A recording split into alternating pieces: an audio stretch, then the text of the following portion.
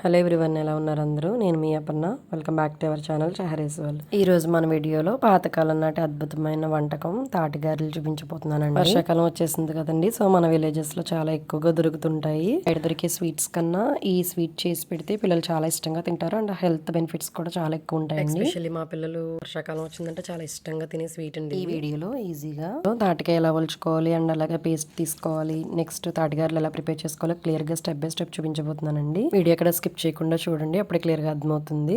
Video కనుక నచ్చితే like చేయండి. మరిన్ని రెసిపీస్ కోసం మన ఛానల్ని సబ్స్క్రైబ్ చేసుకోండి. ప్రిపరేషన్ స్టార్ట్ చేసేద్దాం.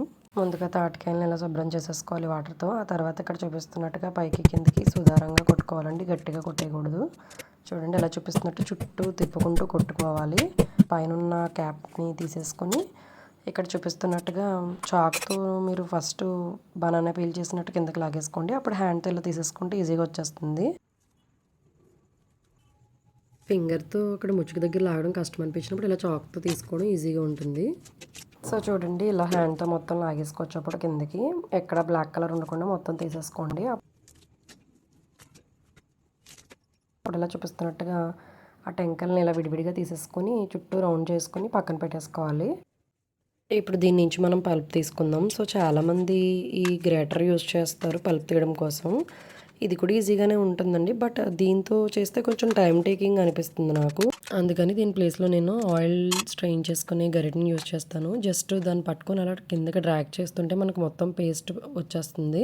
సో ఇక్కడ చూపిస్తున్నట్టుగా అలా జస్ట్ ముందుకు అనండి సరిపోతుంది, ప్రెస్ చేసి.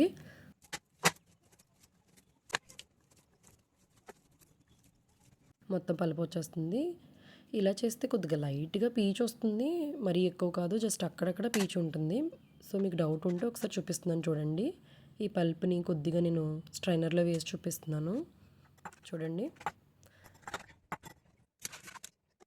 చూడండి ఇక్కడ పేస్ట్ స్ట్రైన్ చేస్తే మనకు అసలు పీచే లేదు, జస్ట్ అక్కడక్కడ కనిపిస్తుంది. సో అది ఉండాలండి, హెల్త్కి కూడా మంచిది పీచు పదార్థం.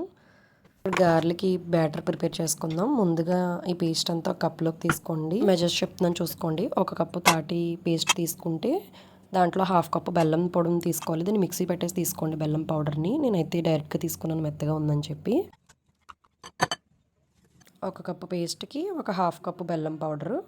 నెక్స్ట్ ఇందులోనే ఒక 2 స్పూన్స్ షుగర్ వేసుకోండి, బాగుంటుంది టేస్ట్. మొత్తం మిక్స్ చేసేసిన తర్వాత ఇప్పుడు ఇందులో అదే కప్పుతో సన్నటి ఇడ్లీ రవ్వ వేయండి. ఇంతకుముందు గోధుమ రవ్వతో చేసేదాన్ని, అవి గట్టిగా వచ్చేవి. సో ఇడ్లీ రవ్వతో చేసుకుంటే మెత్తగా వస్తాయి గారెలు. నెక్స్ట్ అందులోనే అదే కప్పుతో ఒక పావు కప్పు బియ్యం పిండి వేయండి, బాగుంటుంది, కొంచెం క్రిస్పీనెస్ వస్తాయి. ఇప్పుడు మొత్తం కలిసేలాగా మిక్స్ చేసేసుకోండి.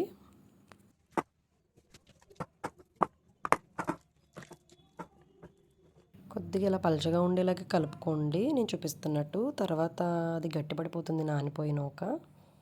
ఈ బ్యాటర్ని ఒక అరగంట నాననివ్వండి. తర్వాత కూడా మెత్తగా ఉంటే కనుక కొంచెం వరిపిండి వేసుకోండి. ఇప్పుడు ఆయిల్ పెట్టుకొని అది వేడైన తర్వాత ఇలా కొద్దిగా బ్యాటర్ తీసుకొని తడి చేత్తో మనం గారెలో వత్తుకొని వేసేసుకోవడమే ఆయిల్లో. నేనైతే హ్యాండ్తో వేసేస్తాను. చూడండి, ఫస్ట్ ఒక ట్రిప్ హ్యాండ్తో వేస్తున్నాను.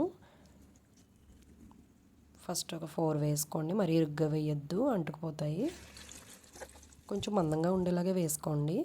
మరి పలచగా వేసేస్తే గట్టిగా అయిపోతాయి, నవలలేము. అలా వేయడం వల్ల లోపల మెత్తగా బయట క్రిస్పీగా చాలా టేస్టీగా ఉంటాయండి. కొద్దిగా వేగిన తర్వాత నెక్స్ట్ సైడ్కి ఫ్లిప్ చేసేసుకుని ఇలా గోల్డెన్ బ్రౌన్ వచ్చే వరకు ఫ్రై చేసుకోండి. ఇది మీడియం టు సిమ్ పెట్టుకుని చేసుకోవాలి, హై ఫ్లేమ్ పెట్టకూడదు. హ్యాండ్తో కష్టం అనుకుంటే ఒక తడి క్లాత్ తీసుకుని ఇలా ఒక బౌల్కి పెట్టేసుకుని హ్యాండ్తో పట్టుకొని కూడా వేసుకోవచ్చు. సో నాకైతే హ్యాండ్తో ఈజీగా ఉంటాయి కాబట్టి నేను ఫాస్ట్గా వేసేసుకుంటాను. కష్టం అనుకుంటే ఇలా వేసుకోండి, లేదా ప్లాస్టిక్ కవర్ తీసుకుని అది కూడా కొద్దిగా తడి చేసుకొని కూడా వేసుకోవచ్చు. సో ఇది ఈజీగానే ఉంది, బట్ కొంచెం క్లాత్ చూసుకోండి ఆయిల్లో వేసేటప్పుడు. చూడండి, రిమైనింగ్ అన్నీ కూడా ఇలా వేసేసుకుంటున్నాను. కొద్దిగా గోల్డెన్ కలర్ వచ్చేటప్పటికి తీసేసుకోండి, రెడ్గా ఉంచొద్దు. అంతేనండి, ఎంతో కష్టం అనుకుంటారు, కొద్దిగా టైం పెడితే చాలు, చాలా ఈజీగా చేసేసుకోవచ్చు. మీరు కూడా ట్రై చేసి ఎలా వచ్చినాయి కంపల్సరీ కామెంట్ చేయండి. వీడియో కనుక నచ్చితే లైక్ చేయండి. మరిన్ని రెసిపీస్ కోసం మన ఛానల్ని సబ్స్క్రైబ్ చేసుకోవడం మర్చిపోకండి. Thank you.